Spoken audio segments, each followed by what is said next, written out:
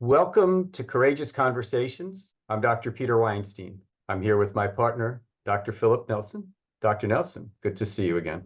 Good to see you again, Peter, and good to have our listeners back with us on a special occasion. I think this is one of the conversations that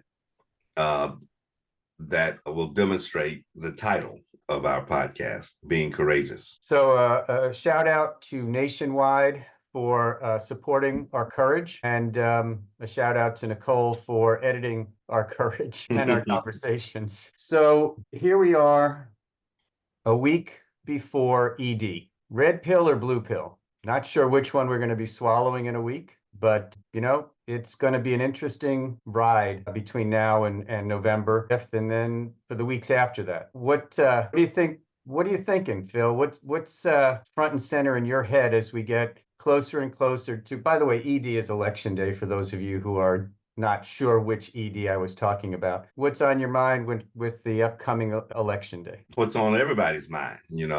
How are the votes going to tally? And who will be crowned the winner eventually? And will it occur peacefully this time?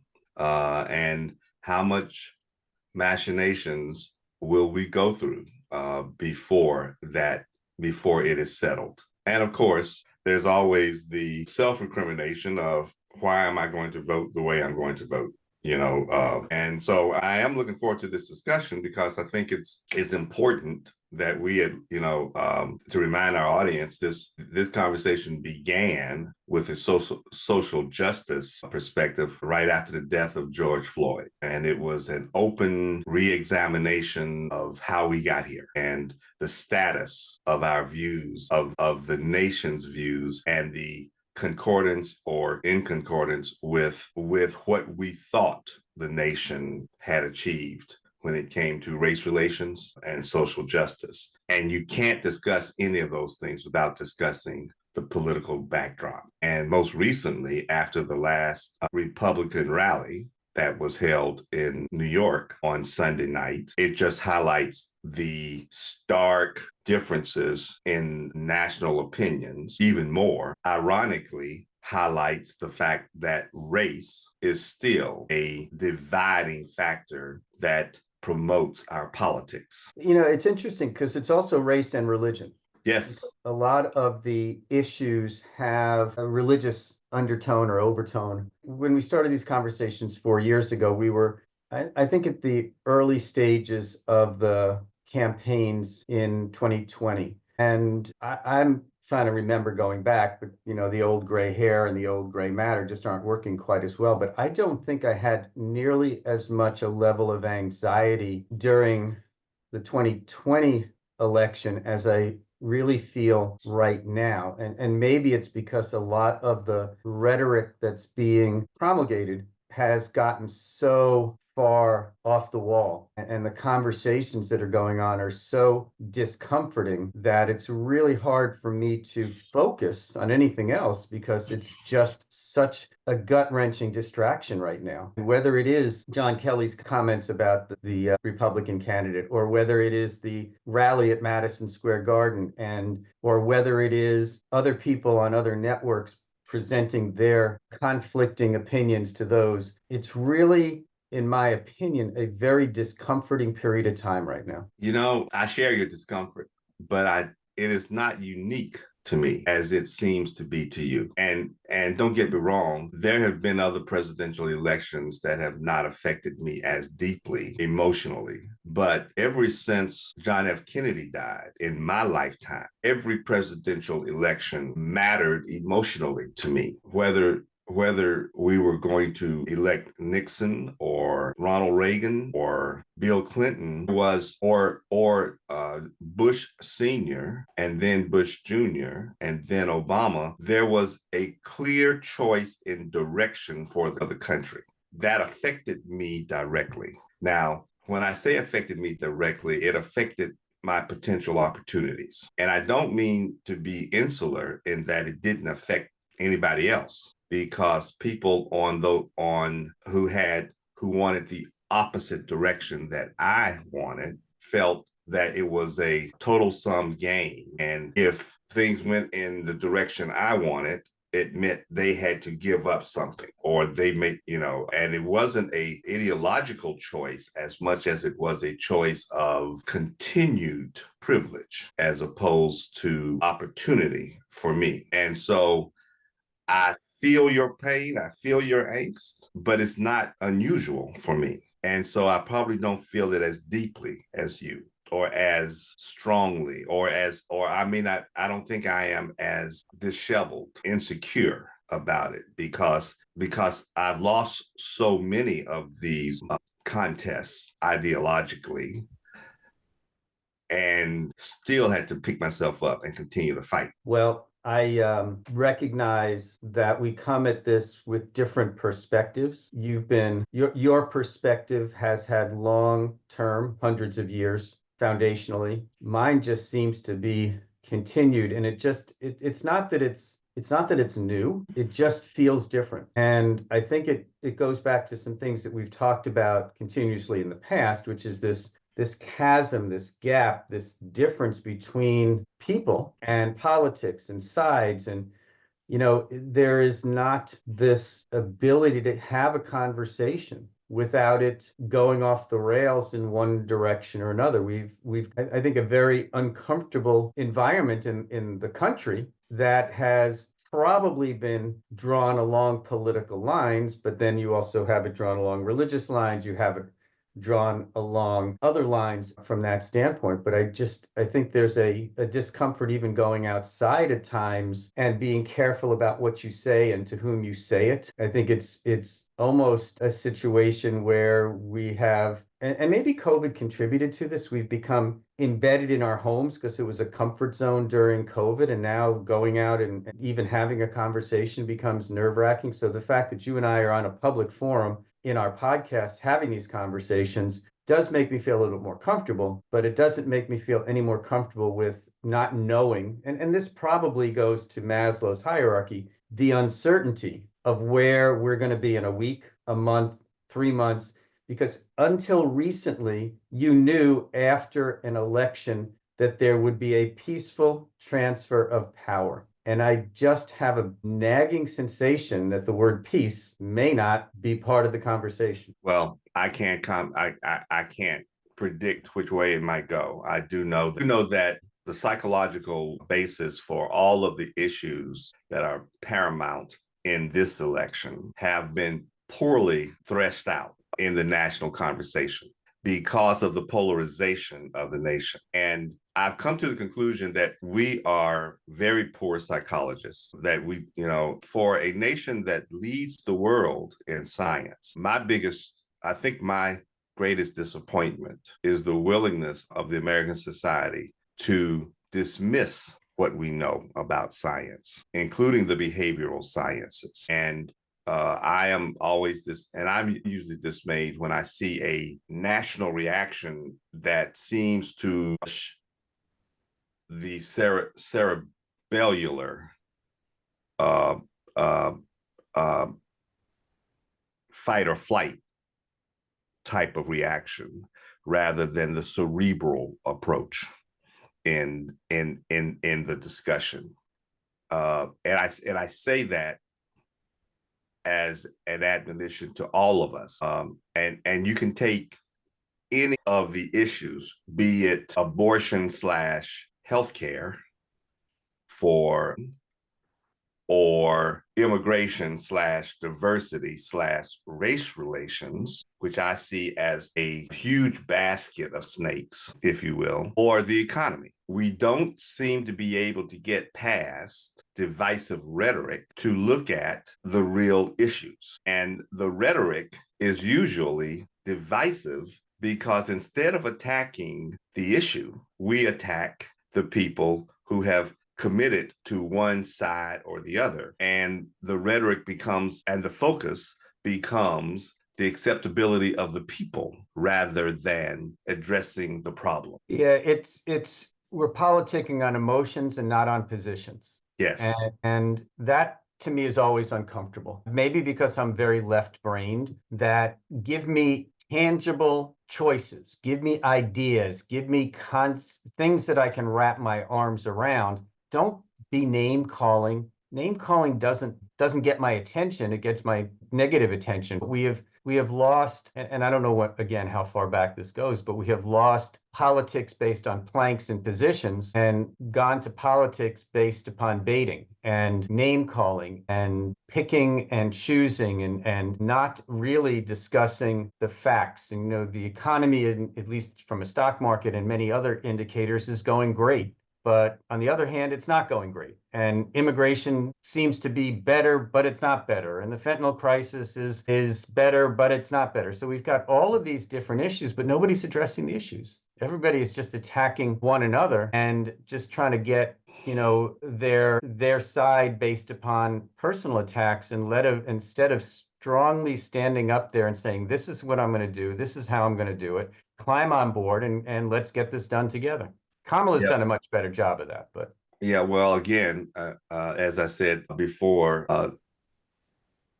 it ain't that simple. I mean, as much as you would like for us to come to the ground and accept the same equation for whatever the problem we might address, just as Trump killed the bipartisan immigration bill for supporting political reasons, he's not necessarily unusual in his approach. I could probably it wouldn't be very hard to find similar instances where, for instance, let's take race relations and let's talk about the present attacks on the right to vote. And there are, on the one hand, there are people who want to say everybody has access to the voting booth. And then somebody else will say that, and if that's the middle of the road, then there are other people who say, yeah, there are too many people who have access to the voting booth, that illegal aliens or illegal immigrants or undocumented visitors have access to the voting booth, which has never been proven. But on the other side, there are people who can't forget the fact that there was a point when some people were outwardly denied the right to vote, where American citizens were outwardly denied the right to vote. And this is where your previous descriptions come in, because we focus on different temporal periods at the same time. When you say the economy is going great, for political reasons, some people would rather focus on when inflation was almost 10% and not focus on the fact that inflation is now 2%. And they want somebody to pay for that period when milk and eggs suddenly went up. And by the way, when they went up, they have not come back down. So even though the economy may be doing fine now, all we're saying is that prices aren't going up as fast, but prices are still up. Now you and I have had the time to discuss this, to tease this out, but we've been going through the crazy period of politics where you have to make your statement about the economy in less than 60 seconds. And so your sound bite is temporally limited, and now everybody can attack it, and you can apply that to race relations. You can apply that to healthcare. You can apply that to immigration. 3 years ago, the border was being overrun. Now the border, people coming through the southern border, and forgive me for saying this, but I don't understand why we don't look at the northern border or the international airports as part of our immigration argument either. But as far as the southern border is concerned, at the moment, it seems that things are under control. But the question is, do we want to talk about how long it took us to get under control, or we want to talk about now? Do we want to talk about how we got to where we are? And is what we're doing successful enough that we should keep on doing it?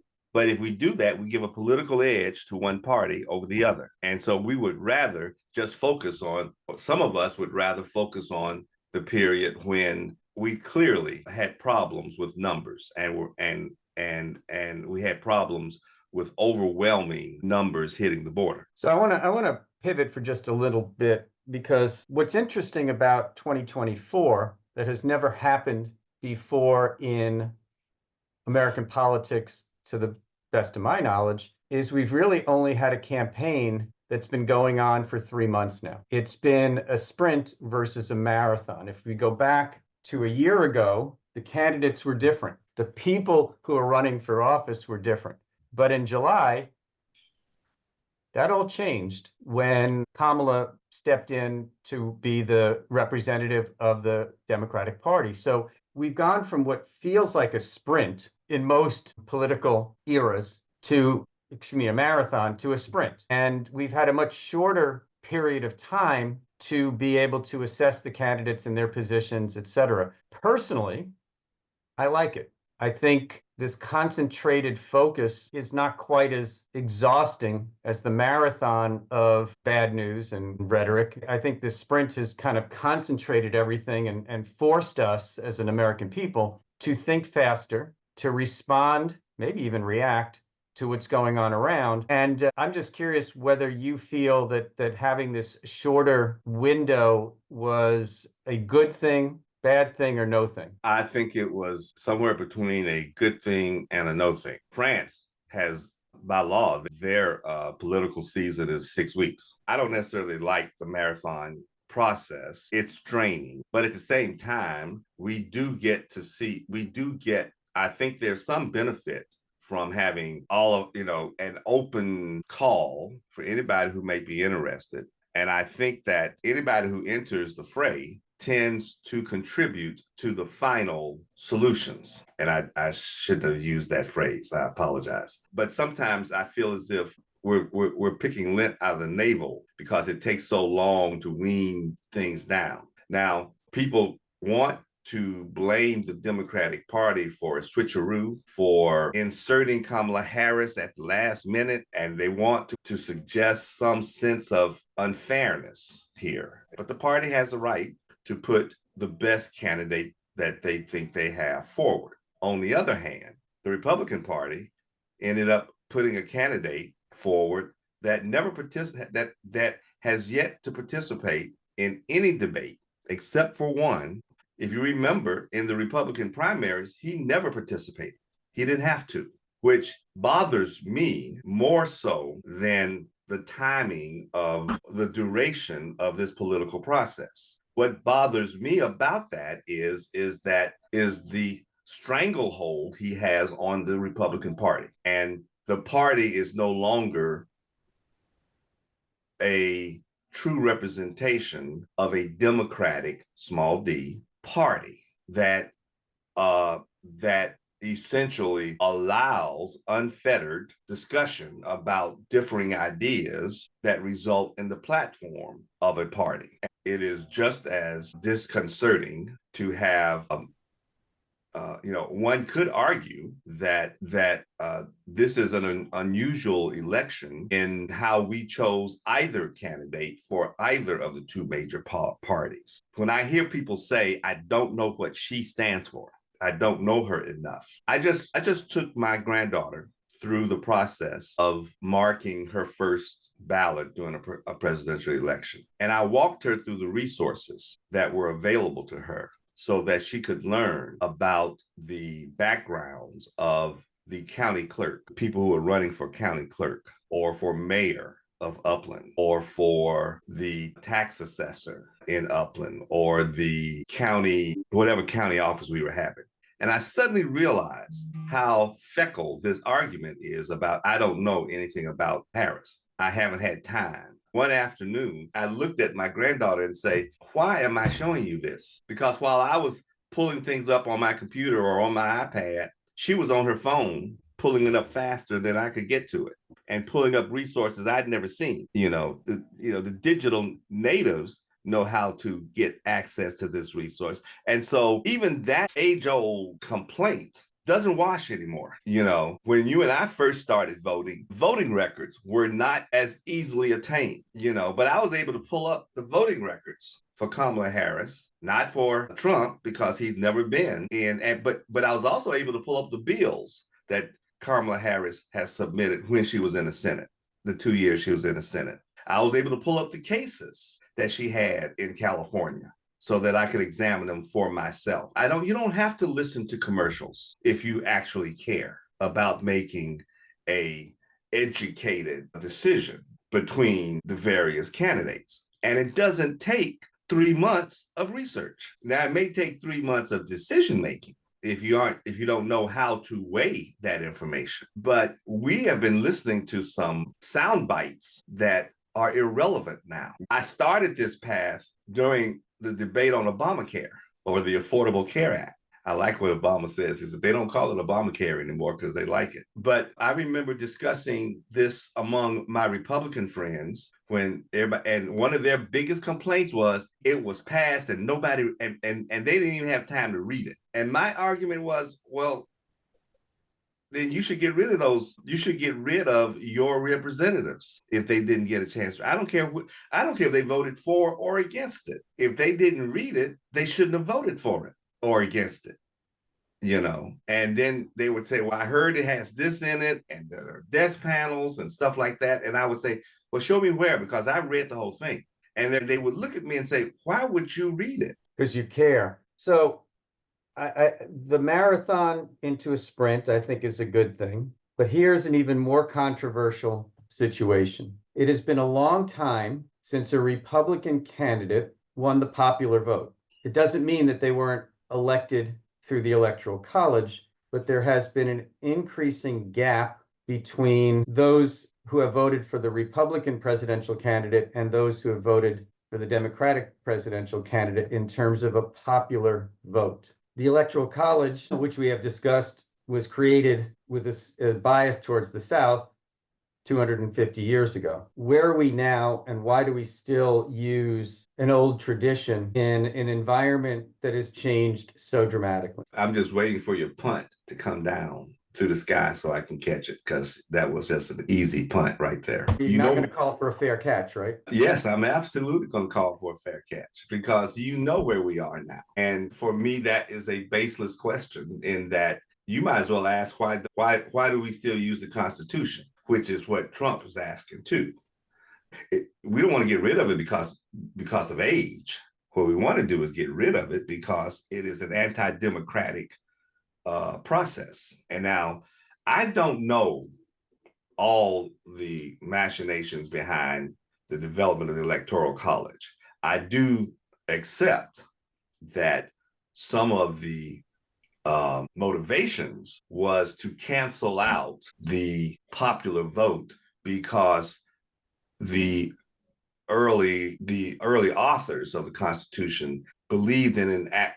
You got to remember, they were coming from an aristocracy. And even though they had king and they were trying to move toward a democratic government, that didn't mean that they believed that everybody's opinion was equal. They believed that landowners knew better than those who didn't own land. They believed that white aristocracy knew better than slaves. They believed that men knew better than women. And they had to come up, and I believe that part of the motivation was to come up with a way to negate those people who might contribute to the popular vote who don't know better. Now, I'm not justifying it, and I definitely don't support it, but I do believe that that was part of the mental environment that created this albatross.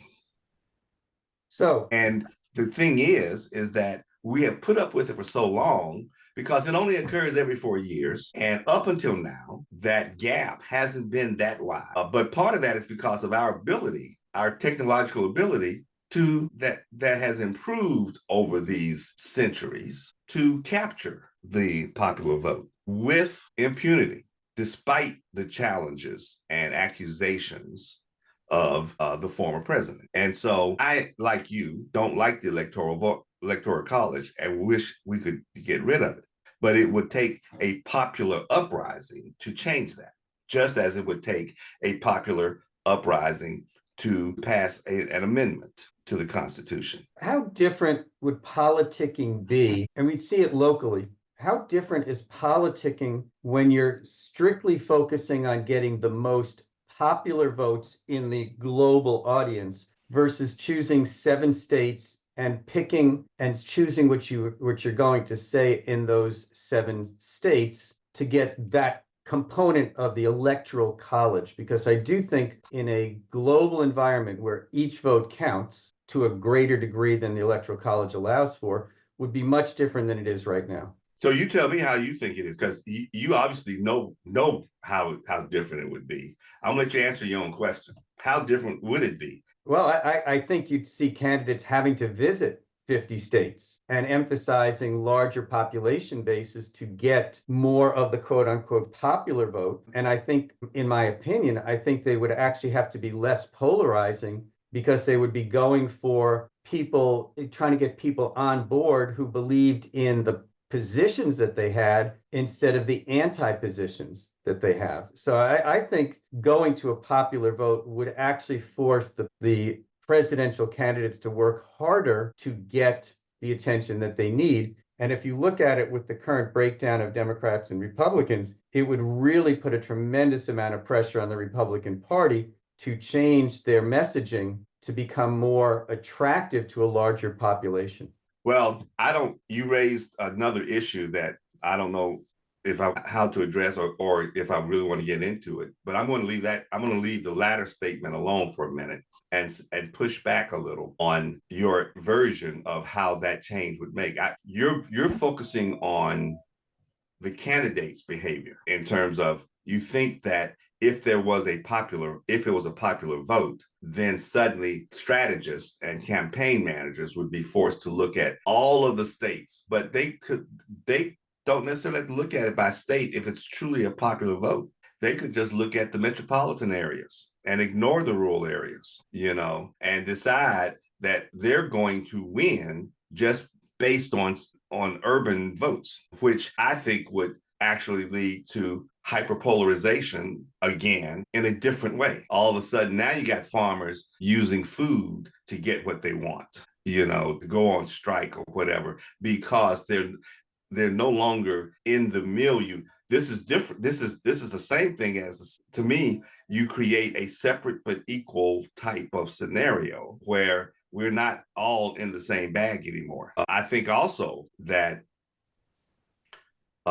it is possible that you could polarize the fact that nobody chose these 7 states to evolve. So the swing states could be different in 10 years based on the movement of the population. People talk about the 7 swing deciding states as if somebody manipulated this. It didn't. It was a natural evolution of migration, as well as of individual political choice. And I wish Kamala Harris would go to Mississippi, because there are people who want to hear her. There are also people who might not let her out after she finished expressing her views. But again, in this sprint that she had to expose herself, there wasn't time for her to visit, or to waste her campaign dollars in a state that is so solidly for the Republican candidate. All right. So we got 5 minutes to predict the future. So we kind of talked about the past. We kind of talked about the present, but the name of this podcast when we started it was a week before ED. So ED comes up in a week. Erectile dysfunction. Well, that could take you that long. I don't know. I think it's always fun to play. What do you think? So we've got polls that change like a thermometer each day, each minute, depending on who's doing the polls. We've also seen how ineffectual the polls have been over the last number of years in terms of predicting outcomes. So this now is a question of your gut or commonsensical feeling as to what you think and what I think is going to happen in a week, plus or minus 2 or 3 months after that, as we count all of the ballots. What is your gut saying about the outcome of the 2024 presidential election? Well, I will first of all say that my gut is the prediction I'm about to tell you is not just based on my gut. For one, do not think or do not accept all the premises you established about polls. In many cases, since 2016, I think the polls have been misapplied or overinterpreted, and that the polls are accurate within the strength of the data and the phrasing of the questions. And I think that when we just look at numbers on a screen when people present polls to us, I am always amazed at the conclusions people make without knowing the phrasing of the questions to the people who were polled, and what that could really mean. And only the pollsters know that. But in the end, I see the polls as restricted prognosticators, not prognosticators of the national election, but prognosticators of a certain region or a certain state or even a certain university, depending on the makeup of the poll. When I look at the sum of all of that, I predict that we're going to have a Democratic president. Well, it took you long enough to get there. That's okay. It took you long enough to ask the question. I agree with your outcome. I also think that it will be interesting in terms of the numbers of people eligible to vote and the number of people who actually do vote. In other words, we had seen an uptick in the last election, especially of people who were eligible to vote that voted. I have some concerns that there's a large population base that would choose none of the above this year, who may choose none of the above. And it will be interesting to see what impact that has ultimately. And where do you get this from? This is my gut feeling. I don't have anything to support this, that there are people out there who are afraid to vote one way or the other, and so they're not going to vote. Yeah, I do believe that there are people out there. I don't know if they're afraid or if they are frustrated or angry enough to say, I'm just not going to do it because, there's a segment of Black men that says, the Democratic Party has never done anything for us. We've supported them for years and years and years, and we haven't they still don't pay attention to us. And I don't just mean Black men, but Black race. Or we're not satisfied with what we've been able to achieve, even in support of the Democratic Party. Therefore, I'm just not going to vote. I can't vote for Trump, but I'm not going to vote. Right. That's the point I'm making. I know you are. And the same is true for some white men who can't vote for a woman. Well, I liked Michelle Obama's response, and that is what you're expressing is outrage, essentially. You're saying, I don't like the choices. Some are saying, you're asking me to vote for a woman instead of a crook. I can't vote for the woman, so I'm not going to vote. I'm outraged that I don't have another choice. Or you're asking me to vote for a party that hasn't helped me enough in 30 years. And the point that she made was that some of the issues that we're dealing with are so important. You can't stand on the side and watch and see how the rest of us fight it out. And her most important issue was women's health. And the one thing that you cannot get away from is that you have women in your life that you love, and your outrage puts them in peril. If you don't participate and it's then they're the ones who suffer, which means you will suffer too. And that's just one issue that you can look at that way. I don't doubt that you may be right. I just don't think it's large enough, that group is large enough to matter. Well, I'm not suggesting that they're going to matter in the Electoral College component of things. I'm talking about the popular vote. I know. Yeah, well, if it's about the popular, then it doesn't matter, especially if the Electoral College has a large gap between the popular vote. Correct. My point being is that it just gives us a messaging for the future about the importance of engaging all interested parties and encouraging them to have a voice. And I think that this election, even prior to July 27th, when Kamala was brought forth, was an election between two candidates that nobody wanted to vote for in terms of a revote of 2020. I think there was a world of people who would have liked to have seen something different. And Kamala gave them another choice, and hopefully will increase the number of interested people voting for her on one hand. On the other hand, she's very polarizing because she is a Black woman. And so it's going to be very interesting to watch how this all plays out in about a week. And I'm going to sit there with great trepidation on the couch till about 10 or 11 o'clock at night when they call California and the West Coast states. And I'm going to go to bed, and it'll probably be completely different in the morning because everything changes overnight and over the next few days, because some of these states are going to be hair thin when it comes down to it. So what do you think? What do you think they're going to call the election? I think it could take upwards of a week if you look at some of the hand ballots that are going to be counted and mail-in ballots that are going to be counted, plus with the efforts of some of the states' electoral boards impacting how counts are going to be conducted. There's going to be some court impact. I mean, it could take a week or two before this finally, unless it's a total blowout, unless the numbers are just that different. But when you're looking at 11,000 votes in Georgia, if we get down to that again, or some of the 5-digit differences in some of the other states, those are going to be highly and hotly contested at an even higher level in 2024 than they were in 2020. That's my concerns is will this be, if the election has enough of a difference on in each state from a popular vote standpoint that it can't even be questioned, I'll sleep better.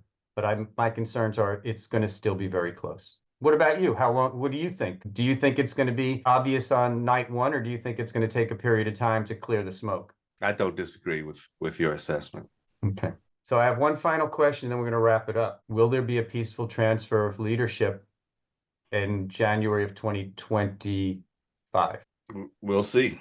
You know, that's all we can do. I think that there's been some moderation, but honestly, it all depends on Trump. Nobody wants to say that. I'm gonna be the first to say it. Okay, this is all in Trump's hands. It all depends on how he responds. But lately, he has admitted that he has seen no signs of irregularities in voting.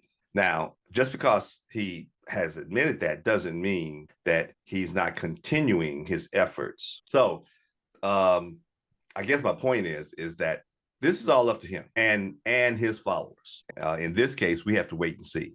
All right. This has been a long conversation. It's been about 4 years that we've just done in the last 40 minutes. No, I'm kidding. And it's not going to end today. We will have additional conversations, but I just want to encourage everybody who has not voted, who hears this, to vote. Vote your conscience, vote what you believe in, vote what you can live with, but just vote. Because by not voting, what you're doing is not sharing your voice. And I think Courageous Conversations is all about sharing your voice. Bill? Amen. I also encourage you, however, to look at the full spectrum of information in coming to your decision. Clearly, we all are going to vote based on our experiences and our perspectives. But the world changes. And as the world changes, our perspectives must adapt. And so, but I, for one, unlike our authors of the Constitution, trust the general opinion of the population, as long as that opinion is informed. And so I beg you to become informed. Well, and hopefully we have given you some additional information. So thank you, Dr. Nelson. Thank you, Nicole. Thank you to Nationwide. And thank you to all of our listeners. I think we've got 2 hands and a foot now, which gives us, depending on how many toes you have, 15 listeners now. And we will be back with more Courageous Conversations.